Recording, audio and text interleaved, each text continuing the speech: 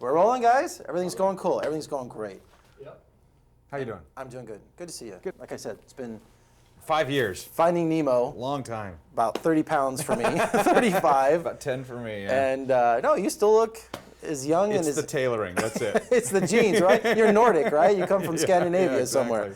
somewhere. So watching WALL-E last night, and I love how movies are pitched. You know, because I always think of in my mind, you know, right. how because there's always a process where movies begin is you have to go in and pitch your story. And your pitch obviously was, what if mankind had to leave Earth and somebody forgot to turn off the robot? Was it something that simple? Or? Yeah, and fortunately I didn't have to pitch to anybody because the time we came up with just that conceit was in '94 at a lunch that John Lasseter and Joe Rampton and Pete Docter and I were having.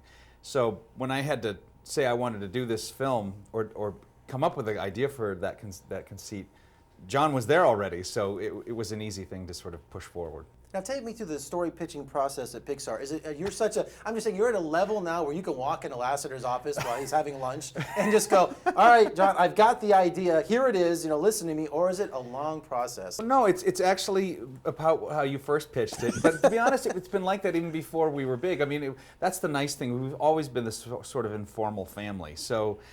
The bursting into the office and saying, John, come on, you know, this is what I want to do, or what do you think of this? It's always been like that. So the challenge for WALL-E, I would assume, is you have a robot trying to convey human emotions. Yeah. And I was watching it, you know, carefully to see where that would come through. I guess it's the eyes, right? You know, it comes from a lot of places, but the face was definitely a huge key factor. I learned a lot by watching John's short Luxo Jr., which came out in the mid-'80s, just before I came to work there. And I was amazed at how much, just because the way the lamp was designed, the minute it moved, you wanted to throw a character on it. You were compelled to do that. So I did realize that for a robot to carry the whole movie, it should be designed in a way that you really want to see a character in it. And I was at a baseball game, I think it was in 2003, and I was trying to think about the design of this character, and somebody handed me their binoculars because we had such bad seats. And I missed a whole inning by turning the binoculars around and sort of making them sad and happy and stern. And I realized there's an entire character and soul right there in a pair of binoculars, and that was really the key. So much more of it, though, that's subtle is the sound that you're getting from Ben Burt doing the sound design, and the amazing animation that's so subtle and masterful by the animators at Pixar. And at the heart of WALL-E, it's a love story. Yeah, and at the front of WALL-E, I mean, it's to me that was the story.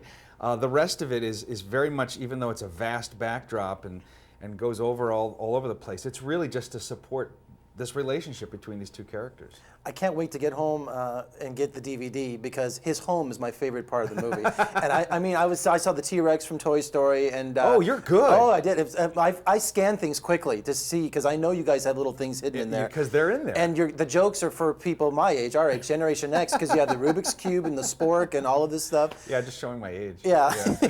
But I thought his home was just, you must have worked a long time figuring out what to put in his little bins. Yeah, I mean, there's a great art of book in it. You can see more of the details that are in there because there is so much stuff in there, and some of it's just in the shadows and you'll never know, but we made it all. Yeah. So WALL-E only has one film and beta to boot. And it's Hello, Dolly? Yeah, crying out loud. That's not my favorite. It never has been. But it works for the movie. WALL-E just has bad taste in musicals. I mean, I can't choose what he likes. Couldn't you find a Terminator copy somewhere or something? Just you know. I know it's a random choice, but it actually made a lot of sense to me. At first, it was just for aesthetic reasons.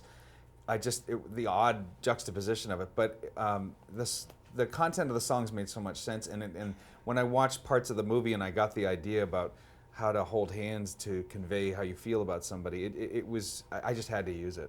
So much sci-fi influence. I saw Silent Running. I saw Soylent Green. Not for the reasons you think, you know. But this movie has an environmental message, like Finding Nemo. Well, the funny thing is that both in Nemo and both in WALL-E, that stuff I didn't have a message. I was just going with logic to push the relationship of the story. So it came through the back door. I mean, I'm not trying to say I'm not supporting any of that stuff, but the last thing I have an issue is to preach or anything like that. What I wanted to do was have the last guy on Earth, the last little robot on Earth, and so everybody had to leave for some reason.